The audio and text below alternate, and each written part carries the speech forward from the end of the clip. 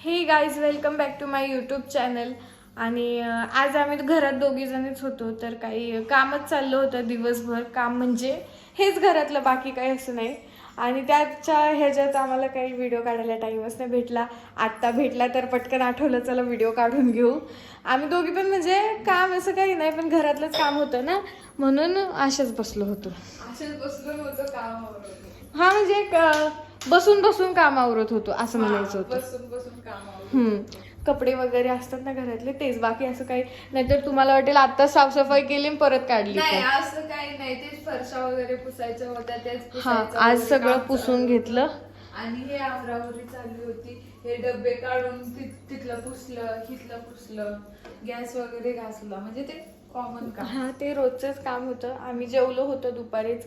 आणि आज आम्ही ना भरपूर दिवसात ना टीव्हीला खाली वायफाय आलाय म्हणून भरपूर दिवसात ना आज पहिल्यांदा आम्ही एक मूवी बघितला. आणि तो मूवी बघत होतो म्हणून आम्हाला कामाला थोडासा टाइम झाला. आणि कपडे पण सुकत टाकायला वेळ झालेला आहे. मी तो पण व्हिडिओ अपलोड करणार आहे ऋतुजा वागचौरे या युट्यूब चॅनेलवर. हा, कारण ना बाकी सगळं आवरलं, फक्त कपडेच वाळत घालायचे होते, जे हाताने, काही हाताने धुतले, काही मशीन मधले होते, बाकी काहीच नाही. आणि काहीच नाही, आम्ही दोघीच आहेत घरात. आम्ही दोघीच आहे. आता आम्ही वाट बघतोय मम्मी कधी येणार आहे त्याची. पण फायनली आज मम्मी बसणार आहेत. हो, असं आम्हाला ह्यांनी सांगितलंय, पण हे मला 2 दिवसापूर्वी पण हेच सांगितलं होतं. त्यामुळे काही माहित नाही येणार आहेत की नाही, कारण मग नंतर ना परत कॅन्सल झालं त्यांचं. तसं परत नको कॅन्सल नाही, झालं. आज नाही कॅन्सल होणार असं वाटत नाही मला, पण बघूया. हा, तसं काही माहित नाही ना. झालं तर मागच्या 2 दिवसांपूर्वी पण हेच सांगितलं होतं का लवकर येऊ. खरं तर आहे ना, त्यांचं असं म्हणणं होतं का आता ना मागील गणपती येतात ना, तर ते बसणार होते तिकडे. तर गणपती माघ महिन्यातले, तर ते गणपती म्हणून ते गणपती करूनच येणार होते, पण ते कॅन्सल झालंय त्यांचं असं 1 वाटतं. तारखेला का काही तर बसतात ना. हा, म्हणजे उद्याच 1 तारीख आहे ना, तर मग ते उद्या 31 तारीख आहे. 31 तारखेचा महिना आहे का? हो का? अरे बापरे. हा, उद्या 31 तारीख आहे. आमच्याकडे कॅलेंडर आले तेव्हापासून कळतंय तरी का काय कधी कुठे काय गणपती बसणार आहेत. हा, मग 1 तारखेला गणपती, मग ते 2ला येणार होते. पण ठीक आहे, त्यांचं असं म्हणणं झालं का नको आम्ही आजच येतो. त्या दिवशी मला म्हटले होते येणार आहे, पण परत त्यांचं कॅन्सल झालं. म्हणजे दुसऱ्या दिवशी लगेच येणार होते, तर कॅन्सल झालं त्यांचं काहीतरी. हा, म्हणून आज असं नको वाटायला. करमत नाहीये, बाकी काहीच नाही. घर सुन सुन वाटतंय.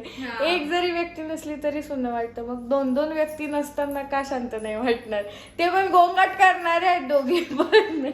म्हणजे ह्यांचा तर कायम कल्ला चालूच असतो. आणि मम्मींचं पण चालूच असतं, आम्हाला सांगणं, काही सांगणं का असं ना, किंवा काही बोलणं का असं ना, चालूच असतं. मग ते 2-4 दिवस झाले का, हे तर काहीच नाही. हे तर मला म्हटले होते का मी बरोबर अजून 4-5 दिवसांनी येणार आहे, म्हणजे कधी मंगळवारी येणार आहे असं मला हे म्हटले होते. पण मी म्हटलं का नको, मंगळवारी नको, आता करमत नाही, आता लवकर या. गेले होते 1च दिवसासाठी, आले तिथे 4 दिवस. नाही, 2 दिवसासाठी गेले होते. म्हणजे आज जाणार, उद्या संध्याकाळी निघणार, असं दिवसासाठी. पण 2 दिवसाचे त्यांनी 4 दिवस केलेत, बाकी काहीच 3 दिवस ना.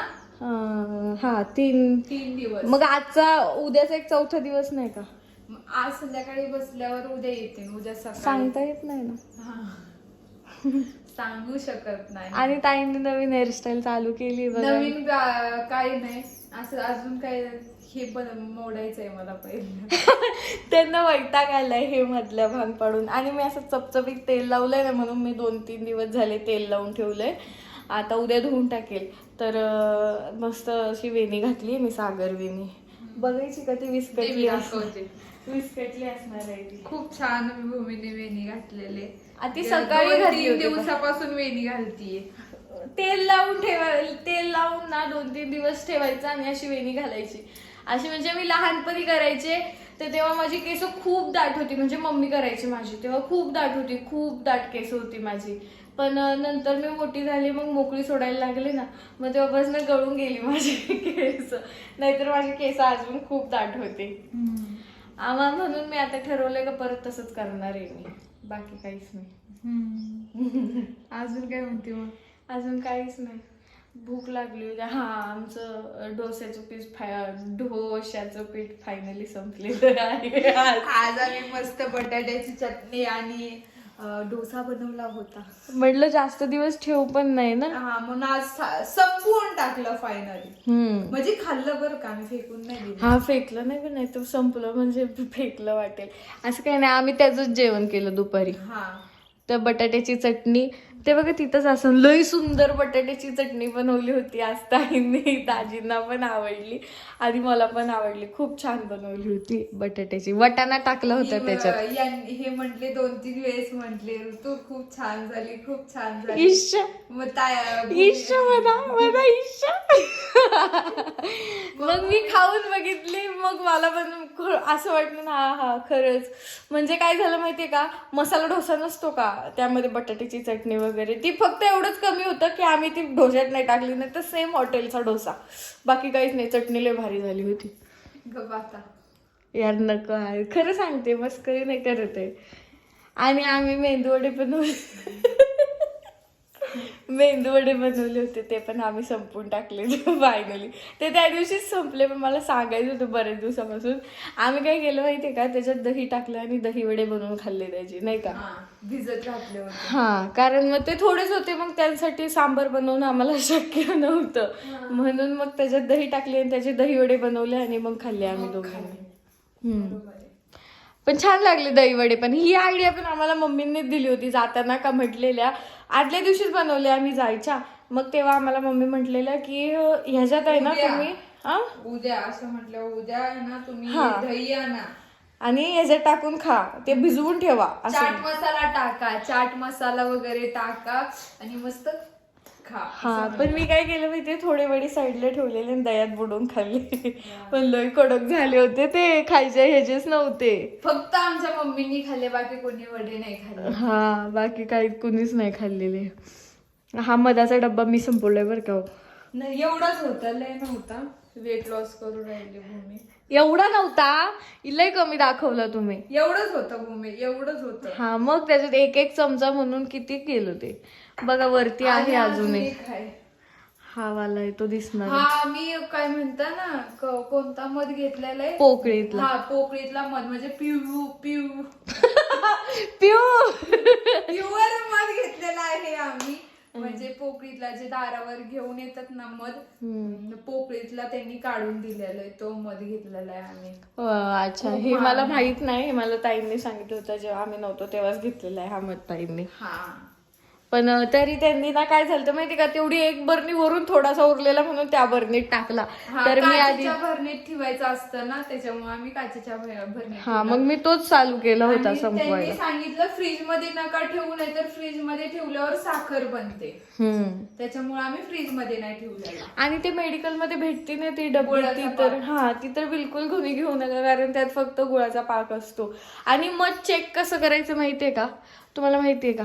माहितीये खरं मध कसं चेक करायचं? पाण्यात लगेच खाली पडलं ना, लगेच 1 मिनिटात, तर ते खरं मध असतं, असं मी ऐकलंय बरं का. मला माहित नव्हतं, पण हे काय काय लोक म्हणतात अशी, की ते जर पाण्यातून जर खरं खाली पडलं लगेच तर ते खरं मध, आणि जर हळूहळू पडत गेलं किंवा गेलंच नाही खाली तर ते मग खोटं मध. आणि मग हे आम्ही जेव्हा ऐकलं ना तेव्हा करून पण पाहिलं. आमच्याकडे खोटं मध पण होतं, खोट्या मधाची बाटली पण होती. जेव्हा एकदा ना खोकला आलता तेव्हा आणली होती.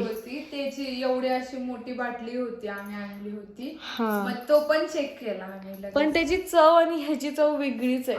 ही कसं हो, पोकळीतून जेव्हा ते म्हणजे ज्यांनी दिलं ना तेव्हा काढत होते आणि तेव्हाच ताईंनी खाऊन बघितलेलं, असं ताई मला सांगतात. तो हे नाही का, काय म्हणतात, पोकळी सोबतच मध असतो, तो मम्मीने मला काढून दिला होता.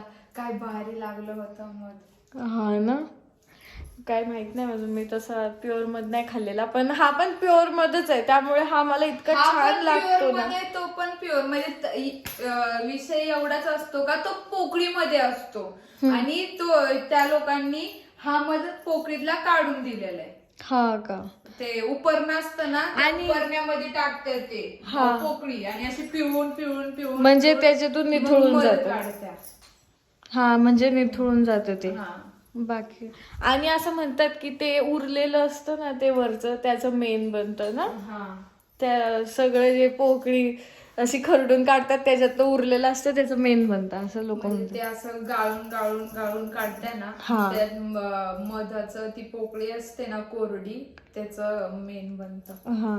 आणि हे मध मला असं उपयोगाला आलं म्हणजे त्याच्यात ना ठेवलं होतं, पण नंतर माझा पण विचारलो म्हणजे असं मी ऐकलं होतं, भरपूर ठिकाणी ऐकलं होतं. परत ताईंनी पण मला सांगितलेलं की जर कोमट पाण्यात ना मध टाकून लिंबू पिळून पिलं ना का पोट पण कमी होतं आणि वजन पण कमी होतं. हे यांनीच सांगितलं होतं मला. मी व्हिडिओ बघितली होती ना, त्याच्यामुळे सांगितलं मग तुला. हाय घरात तर करायला फायदा करून घ्यायला काय बिघडलंय. हा, म्हणून मग मी रोज सकाळी पिते. डे 6वा आहे माझा. म्हणजे 6वा दिवस आहे माझा आजचा. आज मी विसरले होते माहितीये, पण काही खाल्लं नव्हतं मी तोपर्यंत, म्हणून मी टपकन पिऊन घेतलं ते. आजच विसरल्यानंतर रोज लक्षात राहतं माझ्या. मग खाल्लं, पण त्याची चव आहे ना पहिली कशी, जो मी सुरुवातीला 2 दिवस आहे ना फक्त मध आणि पाणीच पित होते. नंतर मला ताईंनी सांगितलं का लिंबू पिळून पी. तेव्हापासून जरा असं पोटाला जरासं चव जराशी चांगली लागते, नाही तर नुसतं मध आणि पाणी एकदम पानसट लागत होतं. ते कसं वेगळं लागतं ना, कोमट पाणी मध कसं. बाकी काहीच नाही. आणि काय आता मम्मींची वाट बघतोय. आय होप की आज येतील त्या. बाकी असे मिस करतोय मम्मी तुम्हाला. बाकी काहीच नाही. चला, असा हा आमचा छोटासा व्हिडिओ तुम्हाला आवडला असेल तर लाईक करा, शेअर करा, कमेंट करा, चॅनलला सबस्क्राईब करा आणि बेल आयकन क्लिक करायला अजिबात विसरू नका. बाय.